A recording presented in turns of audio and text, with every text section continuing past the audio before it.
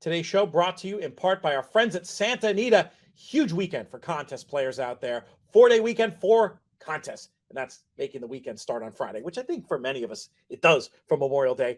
$80 express bet only feeder on Friday to win seats into the next day's Santa Anita Challenge. That is a $500 contest where you can win cash and seats into the big contest on Monday, May 30th, the $1,500 Gold Cup Challenge. Another opportunity on Sunday, May 29th, to win in to the Big Monday contest with a $150 Gold Cup Challenge feeder, also express bet only on that one. Once again, seats to Monday and cash. Then Monday, the big one. $1,500 is the buy-in. There's going to be NHC seats. There's going to be Pegasus seats. There's going to be cash. It's a huge weekend for contest players. You can play on Express Bet. You can play the two bigger events out at Santa Anita itself. To get more information about this, very simple. You see the website up there now on your screen. It is santaanita.com, and then just go under their handicapping contest tab, and you'll see the 4 events right there. Get involved. Go there to get more details.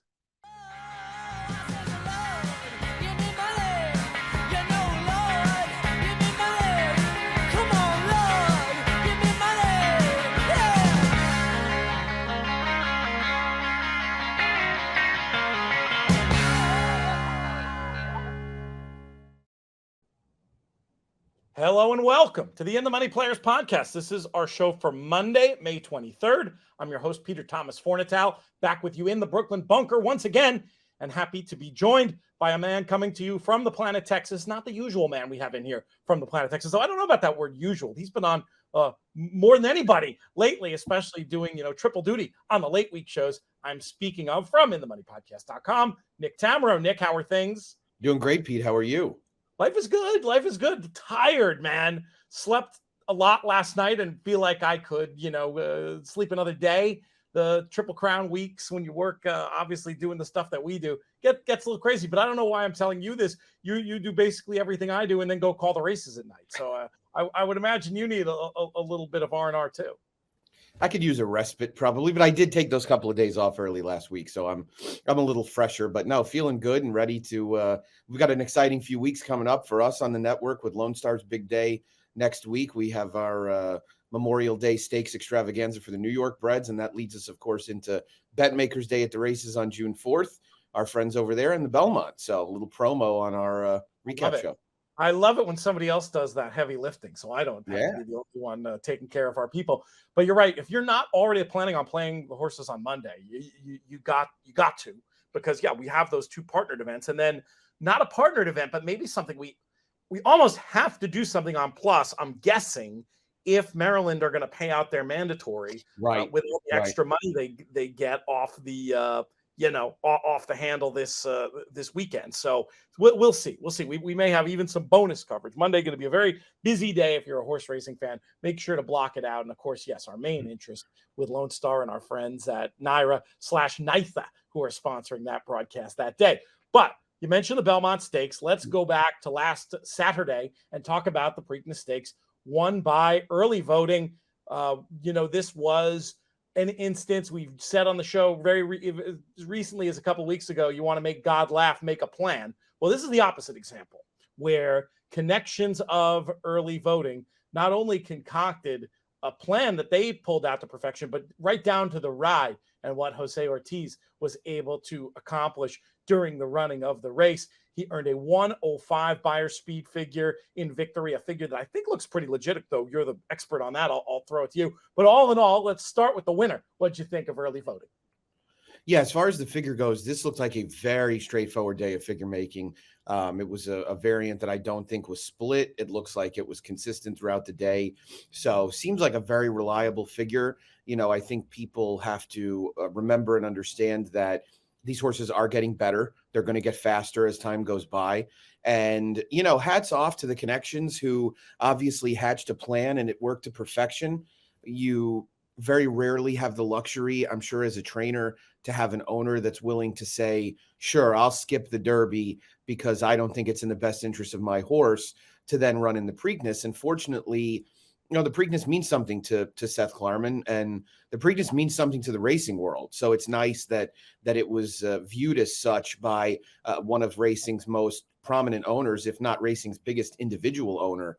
And so, you know, the feel-good story about him growing up close by and it being his birthday and all of those things really made it work. But it's one of those where afterwards, you know who the smartest guys in the room were, because let's be honest, early voting would have finished somewhere around 13th in the Derby.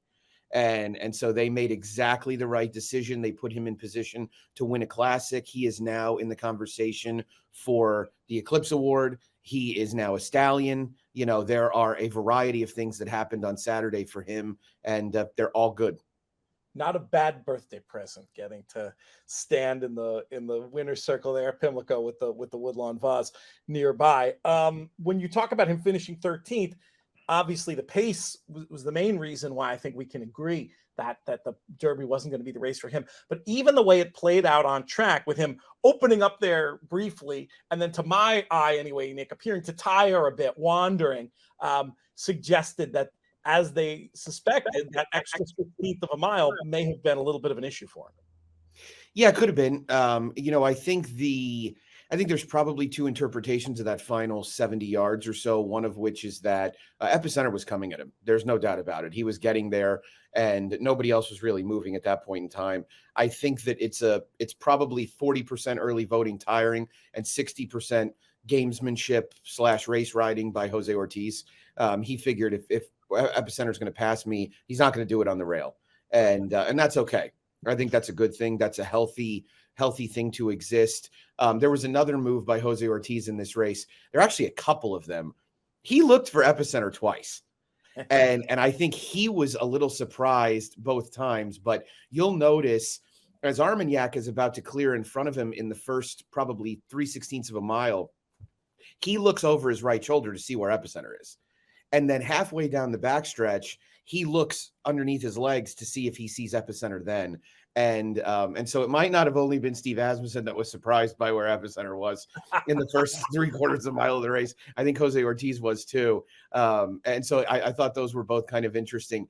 It has to be said, it was a completely flawless ride on his part. He was unflappable. It was pretty much vintage Jose Ortiz. He's at his best when he's forwardly placed. He's a finesse rider more so than a power finisher or anything like that. I think he went in with a plan and he executed it perfectly.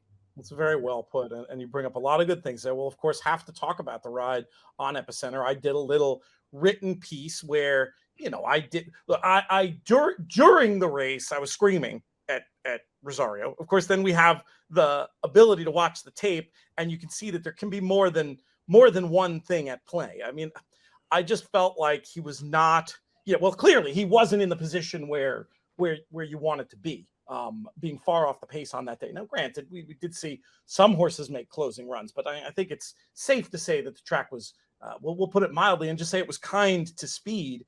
And then, of course, with the expected race flow, the idea that if you told me before the race Epicenter would have been 8th, I would have thought he would have had to get like truly body slammed or something more disastrous than what happened out of the gate. Now, as it happened, the horse didn't really break. And, you know, I mean, if it was debate class and I wanted to make a case, I could say, well, once he had to check early, you know, he just decided rather than rush up, I'm going to try to find a spot and make a closing run. The horse has shown that he has finish, and it certainly wasn't a bad day to be on the rail, though to my eye, I thought it was more of a speed track than it was a rail track. At the end of the day, I'm just going to sort of throw up my hands and say, I'm not going to be as harsh as I was in the immediate aftermath. I'm just going to say it was a little bit questionable and certainly not the way they wanted it to work out. I think we can all agree on that. What did you think about the ride? Was it a blunder by Rosario, or was it more circumstance? A lot of times what happens in situations where rides end up being bad is that one bad thing happens and it becomes multiple bad things. And I think it's a little bit of that, but I really don't think the ride was bad. I think everybody should really watch those first 10 strides out of the gate. And what you'll realize is that this horse didn't have the speed that he customarily had prior to the Derby. And that was hugely detrimental because it put him way behind the 8 ball when they were trying to get position early. So shortly after leaving the gate, which he left a half a step slow, my belief is that when a horse does that, they're generally going to get into declining form pretty soon. Yep. Good horses in good form break quickly. Good horses very rarely break poorly. in this country. So it can happen in Europe, obviously does, but because on dirt, you can't be at a decided disadvantage every single time and trying to make up ground. So he breaks a half a step slow. They come out of the gate, and Rosario is immediately asking him to go. But between Skippy Longstocking kind of being on his shoulder and not really having that same early zip, he loses his position. And when he lost his position, it became exponentially worse because now Skippy Longstocking kind of cleared him a little bit and pushed him in a little bit to Secret Oath, and he clipped heels a tad and had to steady back. And now you're looking at a situation where he's in 8th, and this is a horse that we were expecting to probably be 3rd, at worst, a length and a half or 2 off the lead. So I think from there, Rosario did all he could to get him into a position where he still had a shot to win. And I think he ran very well, all things considered. I don't think it was a disadvantage to be inside. I think that was, it was a good, if you're going to be that far back, you might as well save ground. And so I think as far as what happened start to finish, I think Joel did everything he possibly could. I see, all of the experts on social media saying, oh, he'll have a different rider next time and this and that. And I know his Epicenter's trainer has been known to bench a rider or two over the years. But trigger finger maybe in that regard. Yeah, but the one question, just to, I guess, to be hypothetical about it, Pete, is first of all, who exactly are you putting on that's better, right? 2 guys come to mind is it, and they're both going to be represented with horses as the end of the year comes about, are Pratt and Irad. And obviously Jose Ortiz has a mount now. So are you, and those guys are not regular riders for Steve Asmussen.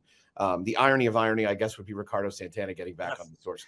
Yes. But I don't think that'll happen. I think, and Rosario's also ridden a ton of horses for Steve Asmussen in the last 7 months and ridden them very well. And he had 2 stakes wins on Saturday anyway. So I think he's getting a lot more blame than he should.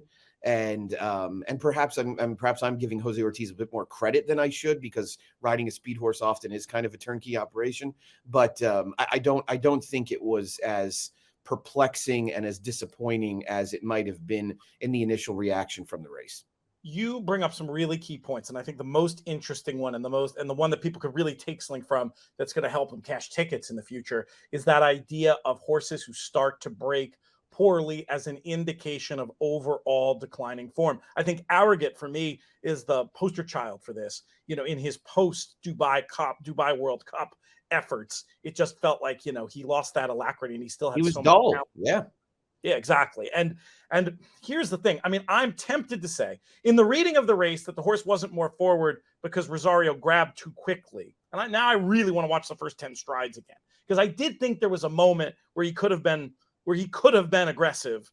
Watch it again while we're talking, Nick, and tell me if I'm absolutely copying the fact that I could be wrong about this. But I did think there was a moment where he chose to grab very, very early, like pre-check, that proved decisive. And that's part of why, and also just the visceral reaction of watching a race. Most of the time, I feel like in my analysis of horse racing, other than numbers that tell a different story, it's a case of first thought, best thought. So I'm hesitant to get off my opinion that there was some error there. And if you want to bring rider error into play, I think you can make a pretty cogent case that Epicenter was best in 2 Triple Crown races without winning one. But at the same time, that ability to get away from the gate, if it's the horse's fault, that's a skill. Getting away from the gate is a skill for both horse and rider. And if he didn't get out of there because he was, in this subtlest possible way going off form, then I think it's probably not right to say that he was best and he just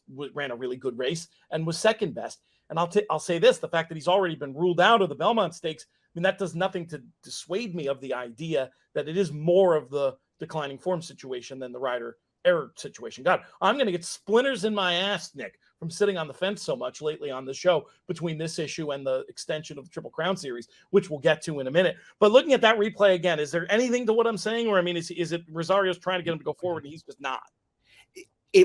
Rosario tried to get him to go forward and he didn't. The thing is, it was not a prolonged attempt, if that makes sense. It was, he didn't have a lot of time to do it because he broke a half a step slow. And so, there are one of the things to remember when you're watching a race and you're trying to analyze trips and being critical about it is there are a lot of different ways to break slow. Did you break slow because somebody came over on you at the start? Did you break slow because you simply didn't get out of the gate? Did you break slow because you stumbled? There's a lot of different things that can go on.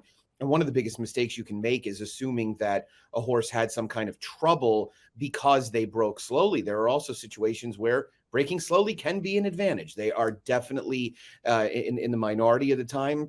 In a meltdown, though. But, right, exactly. I mean, late running horse ultimately in a collapse race, breaking slow is fine. So this was a situation where he broke a half a step slow, and Rosario tried to get him into a place that would have given him an outside stalking trip. He couldn't hold his position, and he lost it at that point.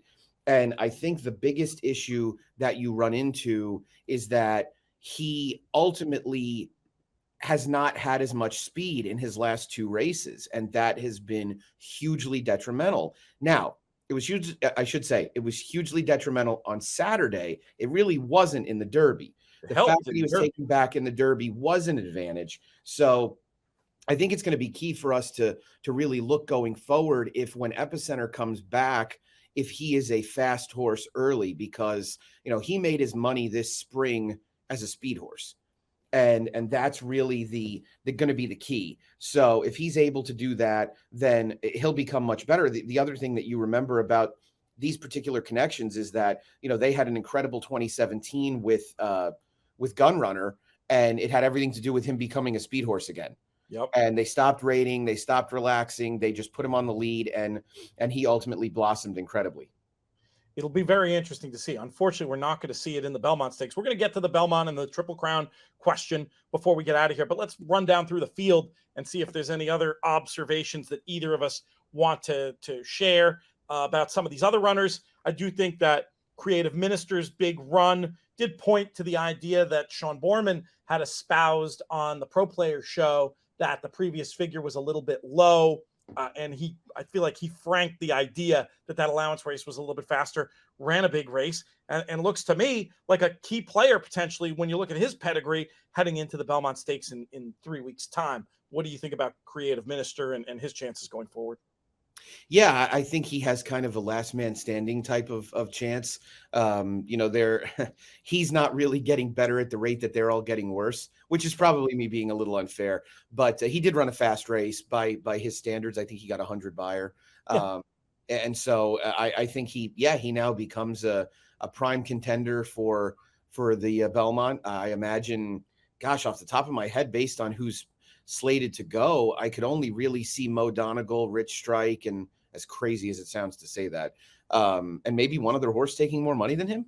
Yeah, he should be very much in the betting market at the top there, just because of the way those triple digit figure horses tend to attract wagering attention, and we see that it's wonderful in a way. Being a horse player, it's wonderful. I don't think too many people had the wrong idea when it came to the betting in this race, Nick. And by that, I mean a lot by that. I mean, obviously, the betting was patently insane with horses that were 50 to 1, should have been 50 to 1, 100 to 1, being 11 to 1 and 13 to 1. So the wrong idea in that sense, which I think was just the predictable knock-on effect of having an 80 to 1. People say, an 80 to 1 ran 2 weeks ago. Let's bet the long shot here. I think that's just human nature. And we don't get to see this on a Thursday at Belmont when so much of the money is sharp. And it's sort of a wonderful hearkening back to the old days when, you know, there's stories about at Belmont, you couldn't bet a horse with Irish in the name because they'd all be half the price that they should have been. Dumb public money creating inefficiencies in the betting pools is something that we should all be applauding. It seemed like people on Twitter were somehow offended by it, though, Nick, which I thought was funny. You know, don't knock on the tank when the fish are let the fish do their thing. You know what I'm saying? Yeah, I mean, in this overwhelming haste to assume that everything is corrupt or you know, that everybody is incompetent or things like that. I mean, I saw tweets like, this needs to be investigated. What is going on? You know, what's going on? The same people who bet every day are betting the Preakness, right? But we're joined by a ton of people who don't bet every day. And so those people were all betting so that they didn't miss out on the long shot. You know, I stood in the grandstand at Belmont staring at the tote board in 2003. I was young once and couldn't believe, with minutes to post for the Belmont, that Supervisor had $1 million bet on him to win. He was the longest shot on the board in that Belmont. That was a 6-horse field. that was obviously headlined by Funny Side, Empire Maker, and 10 Most Wanted. And I thought to myself, who the hell would bet on this horse? And he went off 25-1, and I believe he finished last, similar to the way that Happy Jack and Fenwick both ran. And, I mean, it's purely anecdotal because it's my own experience, but I sat in the Jockey Club at Sam Houston after we finished our card and watched the race, and two different people said to me, well, I bet on Happy Jack because my grandson's named Jack, or my brother's name is Jack. And Jack Jenkins texted me and said, a friend of mine texted me and said, he wants 50 across on Happy Jack. I think I'm going to book it. I said, I think you should book it. So, I mean, these things happen. There is recreational money involved in these pools. My mother bet on Happy Jack in the Derby, and I told her that she had a max bet of $2. So, this stuff happens. Not everything is some great conspiracy or some situation where something untoward is going on. And, I told Pat Cummings Saturday night, I said, see what you've done? You've created everybody thinks that everything is messed up. There are plenty of things that we can concoct conspiracy theories about. However, the betting in the Preakness is not one of them. Got to go with the Occam's razor solution. And I think you nailed it. Everybody knows somebody named Jack. And as far as just, Fenwick was the 50-1 on the morning line. So people don't understand how parimutuel betting works. Which was an accurate morning line. Exactly. It was a very good morning line. In the picks, he was what, like 80-1 were his imputed odds in the pick 5, I think. Yeah. I mean, it's one of the more amazing differences in imputed odds from the double. That Marshall Graham is famous for posting out there on Twitter. He'll appreciate my saying that.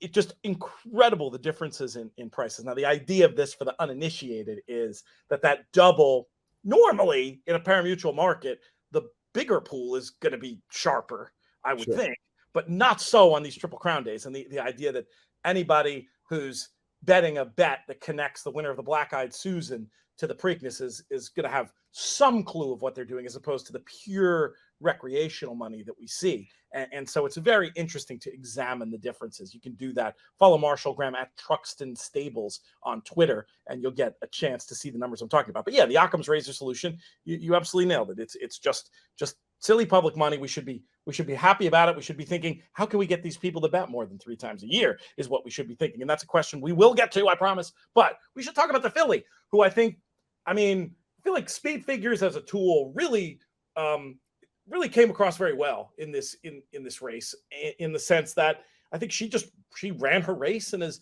many of us suspected, it wasn't good enough to trouble the best of these. But boy, she had a tricky trip too, and is really, really good, and I think is going to be a big player in her division going forward. Is she even better than that? I mean, I can't imagine they're going to try the boys again, but I feel like it's not. I'm sort of speaking out of both sides of my mouth again, saying she had a trip and that yet that figure represents her ability. I suppose I'd upgrade it 2 or 3 points for the trouble early and for being against the race flow. But at the same time, it feels like she should just go and be the best 3-year-old filly at this point. Yeah, I think they've done their part in seeing whether she can be competitive with colts. And at this point, she's probably just a cut below. And it would take an extreme situation for her to win a grade 1. Where there are colts in the race, but I don't blame them for trying. And yeah, I think Wayne Lucas kind of laid out a plan that starts with the Coaching Club American Oaks at Saratoga, and then I'm sure includes the Alabama. And I think against Philly, she probably has a bit of an edge at 1.25 miles. So I think they lost absolutely nothing in defeat, and I think she's a filly who will be very tough if she continues to move forward. One of the things that they probably need to sort of get to with her as well is that she seems to have lost a little bit of her speed, and she needs to get a little bit more forward position back. She was a horse who was most effective when she was just a little bit off the pace. And I don't really think there was any early trouble that kept her from getting a more forward position. I think it just had more to do with she wasn't asked for much speed early, and she kind of lost position, which of course, as we said earlier, that's what happens on dirt. I guess she got in a little traffic, but she was going to the back of the pack anyway. Yeah, she wasn't going to show a lot more speed, but I do think she lost a little bit of position. I think did somebody come over on her, if I'm remembering it right? Yeah, in the first furlong or so. It was for a small field. It was a little bit of a rodeo, and I'll tell you what probably made that happen was Johnny Velasquez came out on simplification, not in an aggressive type of way, but I guess he wanted to get right off the one path, and the fact that basically the 2, 3, and 4 showed no speed at all, it just made for a packed up bunch in that first furlong. I mean, Fenwick was asked for no speed. It was obvious that he was just going to be taken around there. It was similar to the classic Causeway Derby trip, right? This is I'm not going to ruin this horse. I know he has no chance. I'll just cuddle him the whole way. And somebody gave me a hard time for something I wrote about that. I said it was pretty snarky. You'd like it. I love something to the effect of it was like sort of doing a trip nut kind of thing. And I said, classic Causeway appeared to be a social runner. They made no effort to, run at any point during the race that I could discern. But those winner's circle suites were really nice. And I bet the owners had an awesome day out. That's exactly what I would have said. I mean, they earned one of the 20. So, he did his part. And I mean, I think I joked with somebody and said, I'm sure the instructions from Brian Lynch to Leparoux were something along the lines of, don't ruin this horse for the rest of the year. Give us an opportunity to cut back and win big races. Simplifications ride. I wasn't planning on mentioning it, but I thought this was a case of the right idea to try to win a race that just didn't really work out. To use him a little bit more and try to get him involved. I feel like and maybe I'm just being a little master of the obvious about this because of Gunnevara, but I feel like his future will be, an underneath tri-key. Let's say the Travers. Let's say everybody who could go to the Travers goes to the Travers. Let's just fantasize for a minute. And you end up with Epicenter and Early Voting and Rich Strike even in there, and all these horses that take money. And Gunnevara will be my bottom up tri-key in there to come running from off the pace and get a little slice at 20-1. That's what I'm seeing for the simplification. I think I said Gunnevara simplification. Gunnevara style will be my bottom up tri-key in a spot like that. Yeah, they say he bled also, so that probably makes sense on why he kind of went backwards in the stretch. But yeah, I agree. He's going to be given some time off. I wouldn't be surprised if we don't end up seeing him until somewhere around Gulfstream of next year. If he really? It was bad, yeah. So that makes sense because this was the first time in his whole career he didn't run. Right. I think one of the things, and we touched on this a little bit with regards to his chances in the Belmont, one of the more positive things about Creative Minister's effort is that he was pretty forwardly placed. And I think that makes him obviously a lot more dangerous in the Belmont. He kind of got away from Secret Oath late for third too. So he really finished. And it's obviously a lot easier to take a horse that's going to be, 3 or 4 lengths off the pace theoretically in the Belmont than one that's going to be 10 or 12. We will talk a little bit about the Belmont, and then I do want to get at least a comment from you about the issue of the day with this Triple Crown extension stuff that we've already done whole shows about, but we haven't really talked about it in a couple of weeks, you and I. But in terms of the Belmont field itself and the way this is shaking out, Rich Strike, is he going to be the favorite in there at this point? I mean, it feels like if not him, then Mo Donegal probably. I think there'll be a lot of Mo Donegal love between Todd Pletcher and the distance and, that type of thought. And he's going to come in with a 5th place finish in the Derby? Yeah. So it's hard for a horse who went off 80-1 to go off the favorite in the next race if it has a reasonably sized field. There's going to be a lot of love for We the People, who comes in with a flashy win in the Peter Pan. But I would say based on the 10 prospects that we're seeing right now, which there should be like 8 more.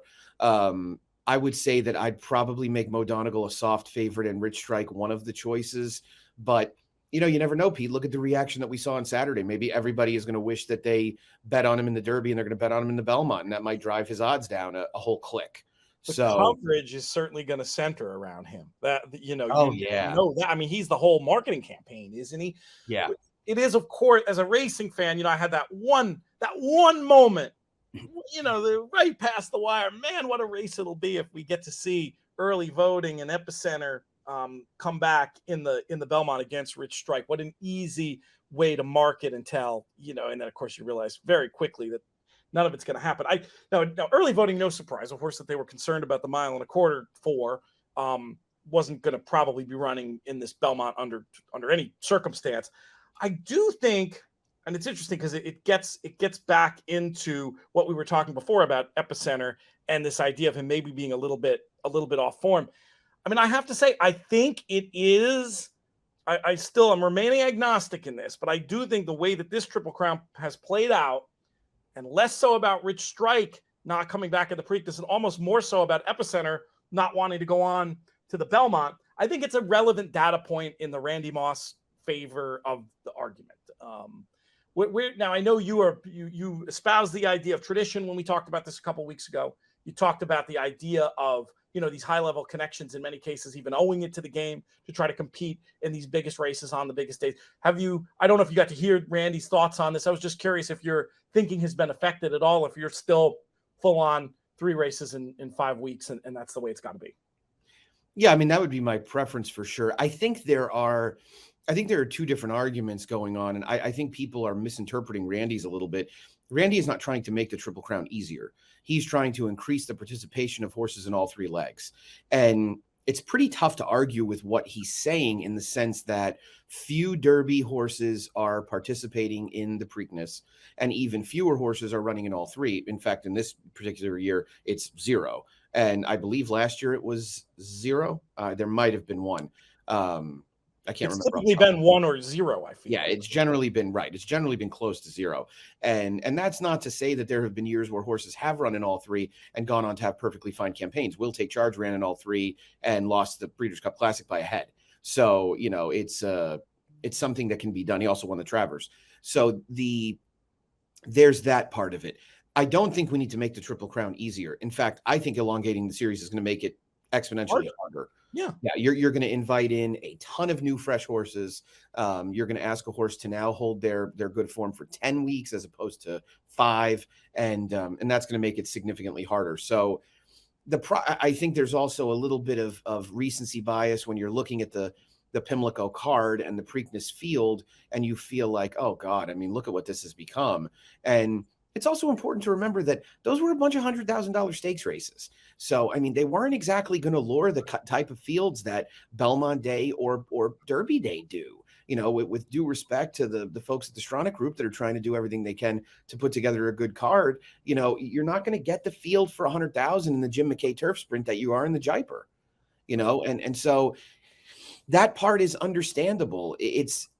Is there a concern about not the viability of the Preakness, but the health of the Preakness based on where we're going right now? Yeah. I mean, it's let's be honest. When Brad Cox comes out on Monday after the Derby and basically says, Cyberknife's not going to run again until late June or mid-June, that's ridiculous. Right. I mean, that's and Zandon's not running again until the Jim Dandy. I mean, he's run 3 times as a 3-year-old. So, racing. Right. And the problem that we're running into is that as we cater to that more and more, our racing calendar is just going to get obliterated. There's just going to be nothing left. And, I think I was joking with you last week and I said Travers becomes the new Super Saturday. And, fall racing is totally and completely irrelevant, which, by the way, there's a lot of folks in Kentucky that want to make sure that Keeneland stays sacred. Yeah. So, Keeneland will always exist at a high level, but I don't want to get tangential with the whole thing, but it's a really, really nasty, slippery slope to start to go down the path of, well, let's build more time into this because, horses are just not capable of it. No, horsemen are not capable of running their horses that frequently. That's the problem. It's not in their comfort zone. Stephen Chris made a great point about using financial incentives to try to build up the series as it is, as opposed to bending to the will of horsemen that may or not be accurate in terms of what they think their horses need, as opposed to what the horses are actually capable of. I thought that was an interesting idea. I will say this: if it's gonna change, I know this. Now you're gonna want the happy pills that you think I'm on when I say this, but it really needs to be looked at holistically from key industry players, not just, in my opinion, not just First Racing and NYRA, but let's really look at what this is going to do to the summer schedule. I mean, some of the things you see on social media make me just laugh. Oh well, it'll what'll happen to the early Saratoga Stakes schedule? It's like, I'm sorry, the Jim Dandy had 6 horses in it last year. If that's a casualty of moving the Belmont back a few weeks, that's not the reason not to do it. But rather than just make a decision or not make a decision, it'd be wonderful to see key players sit down and look at what this new schedule, if it were to even be, not saying it has to be, but let's really look at it and see how it would be for all parties. One thing I can guarantee you is bad for racing, and I know you got to get out of here, Nick, so I won't keep you too much longer. But one thing I can guarantee would be bad for racing is just first, and there are partners, but I'd say this to anybody at first. I'll just say it on air, to act unilaterally and just move the race and say, well, 1.5 miles versus 1 3/16 horsemen are going to choose up. choose us. Let's give the 1 up, 4 down to Naira. That's not going to redound to the sport's benefit. And knowing racing, I wouldn't put it as impossible, but I'd surely like to think that all cooler heads would prevail and some decision could be made, like for the collective good of these entities. And I do think there's some way, if working together, it could be to the benefit of not just the Preakness itself, but that whole undercard. How much do you think I'm dreaming in the idea that we might actually see some coordination between our pals at First and Naira and other industry players in this regard? I wish that everybody in the industry liked getting together and talking about things as much as horse players do. But I think we're the group that likes to join up and talk more than anybody else. So I'm a little concerned about that happening. I've heard some discussion of, them doing it on their own and saying, look, this is our new date, adjust. And I think that would obviously be bad the problem also there is that they've got a TV deal to work out. So, I mean, they've got to see where things shake out with the television contracts. Obviously, that's getting splintered as of 2023 because the Belmont's going to Fox. And so, a lot of different things go on there. But, yeah, I mean, a lot of races stand to really get hurt by a later Belmont. The Haskell's the one that comes to mind most. And you want to maintain the integrity of that race, I think, as much as possible. It's a very hard conversation. I mean, if you start moving those dates around to the second and third legs, it gets very, very tricky. And I don't think people are exactly lining up to go to the Belmont on July 4th. So it's just a different time of year. School's not even out when the Belmont happens in the Northeast, and it is the thick of summer by July 1st. So yeah, it's a complex question, and I really hope it's one that we don't have to answer anytime soon, because I don't think there's a good answer. That's it. You make some very good points about how the schedule would work, and I would just love to see more data on it. I will say one thing about the keep it the way it is argument: too many people are just knee jerking it without it's a serious enough concern that it deserves to be discussed and data looked at and considered. And then look, if it is too risky for valid reasons like you just brought up, and I think it's quite likely that the right decision will be to keep it the way it is. But just to say, no, this is the way it is and deal with it is not productive at this point. Yeah, agreed. All right, we're going to let you go, Nick, and we'll have you back late week, and we'll do a bunch of handicapping. But always great getting a chance to catch up with you, and let's do it again soon. Always. Sounds good, my friend. Talk to you soon. Today's show also brought to you by BetMakers. For the first time in over a century, fixed odds betting powered by BetMakers is available on track at Monmouth, soon going to be available throughout the state. And from there, who knows? Hopefully the country. Hopefully it'll spread like wildfire, like PASPA. Because let me tell you, the feedback I'm getting from horse players who've been there at Monmouth playing on these fixed odds markets, it's been very positive. A chance to get real value in your hands, because the odds you bet are the odds you get. Going to be hearing a lot more about fixed odds betting opportunities, especially vis-a-vis June 4th, BetMakers Day at Monmouth. Also, not coincidentally, I'm going to guess, the Pick Your Prize contest too. So you can go there, learn about fixed odds, bet fixed odds, play in the contest, have a great old day. Circle it on your calendar. June 4th at Monmouth. I'll probably be there the 3rd. I'll probably be there the 5th as well. I'm not committing to that last one yet. We'll see how everything goes, but I'm definitely going to be there for June 4th. You should be too. Thank you to our sponsors, the BetMakers. Next up on the show, we welcome back to the In the Money airwaves the sounds of animals barking, dogs specifically. We love that. Muggsy, the handicapping Labrador, she just has been upstairs. She lost her enthusiasm for our whole act when we left DRF years ago. Still can't quite figure that one out. She's still in effect. She's upstairs rattling her chain, walking around. But the steps and the 16-year-old dog don't quite go too well together. Anyway, that's just a little preamble as I get excited to introduce my friend coming to us from Saratoga Springs, though not where I usually see him, up in Saratoga Springs, which is at the Brentwood Hotel. He is at an undisclosed location, apparently in the woods. We're going to bring him in right now. Marcus Severin. Marcus, how are things? Pete, things are so good. How are you doing today, man? Life is good. Life is good. Is that your dog barking or a neighbor? What's going on? No, that's a neighbor dog that I was really hoping they came out just as we got rolling here. It was really nice and peaceful and serene here, and then we hit go, and it was just bark. So that's fine. I do love it. It gives me I hadn't name checked Muggsy, the handicapping Labrador, in way too long on these airwaves. So I'm glad it's a feature, not a bug, if you like to say. I'll tell you what, the animal interruptions that I really enjoy in Saratoga are actually at the Brentwood, whether you're staying there or just getting a drink at the bar. in the early morning, maybe on a Sunday, you get a chance to see the horses walk right by. That's very true. That's my go-to Jeopardy fact for a lot of our guests at the hotel. I've never actually done the research to confirm this, but the words that I've been told was that Gridley Street, which is the street that the Brentwood sits on, is the only public street in North America that racehorses use to commute to work. Fantastic. I'm a new market right here in the USA. I could very well be wrong, and I'm happy to hear if someone can disprove that to me. But I know that they cross the street from the paddocks to the course and all these other places, and the Saratoga down Gridley Street, they share the street with the cars, and it's pretty interesting. It's pretty. It's an amazing place, and it's cool for so many reasons. Now, I don't want to get people too psyched about staying at the Brentwood this summer because, from what I understand, your availability very limited at this point. At the same time, those who don't ask don't get. And if you're up there, especially during the week or looking to divide a stay between places or just put your name on the waiting list, Marcus is the man to talk to. But am I correct in that you're 80% full or so? Yeah, I haven't had weekend availability for a few months now. Only having 12 rooms, we fill up quite quickly. And the word has definitely gotten out thanks to working with you and a number of things that we've done around town. People know and love the Brentwood now, and it's getting tight to get in there during race season. I do still have some midweek availability and early week. A travel plan that I really think would work great for a lot of people is coming up Tuesday night.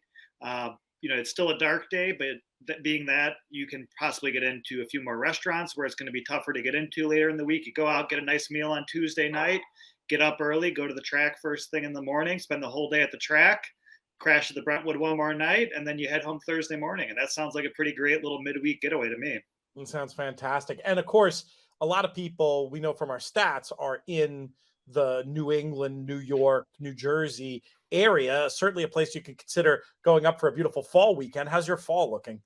The fall at the Brentwood is great. I've got plenty of availability, although weekends are starting to get a little bit thick. We get the leaf peeping crowd. They come up, people wanting to get out of the city and see a little bit of nature in the fall. That changing of seasons is, I've been all over this country, and I don't know any place like Saratoga where the trees just light up here when those seasons change. So the horses are still training up until the ground starts to get pretty hard. So we saw horses this year, I believe, into November. About mid-November, they started to all head down to Florida or wherever else they might head. But much of the other Saratoga demographic, it gets a little cold and they get out of there. Yes. Guilty as charged, my friend. Guilty as charged. Yes, sir. But it is a great place to watch racing even off season because, as Marcus points out, plenty to do. And then with so many racing friendly places to go, you just treat it like your simulcast center. I've done that many, many times. Anyway, worth looking into. But you're here primarily. We led with that, but we're really here to talk about two other things. We'll probably get accused of a host fail if I don't say this one first. We're going to be doing live shows from the Brentwood, which we've done in the past. We're going to be adding a wrinkle this year. We're going to do them live streaming on YouTube, which I think will be a lot of fun for people around the country. But it also means if you're in the area on a Sunday, let's just call it 11:30, come on by. I haven't started booking guests yet, but based on some of the names from the world of racing and handicapping that we've had over the course of the last few years, you won't be disappointed. Come check it out. We're going to learn about how the bar has changed, and we can figure out exactly what it is we're going to be drinking in a minute. But have a drink and get a chance to meet and say hi. I've made some great friends from some of the listeners and just people staying at the hotel who've come by to see our shows on the weekends. Going to be doing every Sunday at 11:30. Really looking forward to that. You have a vision. We're going to dress a set and make it look pretty and everything. Yeah, the Brentwood is a very visual place. As great as the podcast sounds from there, I think that a live stream is just going to be incredible. For those who maybe came last year and weren't able to get in because the interior of the bar had been closed, this is going to provide a great opportunity for people to see what we're doing over there, because the Brentwood and our new bar, which we've renamed Farrier, is just such a gorgeous place. And I think it's going to make a really awesome setting for this podcast. And maybe we can set you up at the bar and I'll just be pouring you guys drinks while you talk, or we'll come up with something fun. We can have that work out. That plan doesn't sound like a bad one at all. And I know you've got mad courting skills from what you've done with the audio setup up there. I love the idea of having people back in. It's gonna be great fun, and looking forward to working with you. Now, so the bar Farrier, have your neighbors from across the street? Is this with their blessing, or is it controversial? I haven't gotten any pushback. We were looking for a good name for the bar. We were throwing all these things out, and Farrier just played into our location, and with our design of the hotel, it's a word that in script looked nice, but I've made sure on all of our signage to make sure that the word bar is very predominant on there, so we don't get horses rolling in looking for some new shoes. For those that don't know, the Horseshoe is the name of the bar across the street. Yeah. Very different vibe over there. Co-opetition all the way. Not any bad blood between the no, two. not at all. They're great. I mean, they kill it over there. Friday, Saturday night, you got your live music, and we sit on our patio and sip a nice glass of wine by the fire while they go hard across the street. And it's two different worlds that it's the yin and the yang of race season. Saratoga nightlife, indeed. Yeah. No, Farrier, this rebranded bar. Brentwood. I would have said it was known for cocktails previously. Are cocktails still in the mix? What kind of a reinvention do we have going on here? Yeah, cocktails are definitely and will still on the menu and will continue to be. We're focusing more on classic cocktails, your Negronis, your Manhattans, and really dialing in the things that we can do with minimal extra work of previously we had to make all these bitters from scratch and a lot of simple syrups, and those things are great, but there's plenty of other places in town that are doing that, and we wanted to kind of switch our focus onto some really interesting wines while maintaining that cocktail menu, and then we're expanding into a few food options which we previously did not have, which are pretty exciting. That's awesome. Yeah. Events wise, I mean, I imagine you're so busy in the summer, maybe that's not the time for events, but I know that off racing season, you've done some fun event stuff at the Brentwood. Anything coming up in that regard to potentially tell us about? Keep an eye out on our social media. We are working on our kind of Farrier launch party. We launched the bar in the middle of winter, and I wanted to have the patio all in bloom and everything for when we really brought people in to show them what we're doing. So it's kind of been a soft open for us. Cool. But I definitely want to do some more things. Being the general manager of both the hotel and the bar, I've been spread a bit thin here the past couple months. So I'm staffing back up, and hopefully I can return to getting those events put together, because those are really what I enjoy to do. You've done some really cool stuff in the past, and we'd love to figure out some way to collaborate on something. I still have this vision for doing a screening of Let It Ride somehow in that back lot or somewhere there, and we get some grills going and have a great old time. At some point, we have to make that become. We got to do it.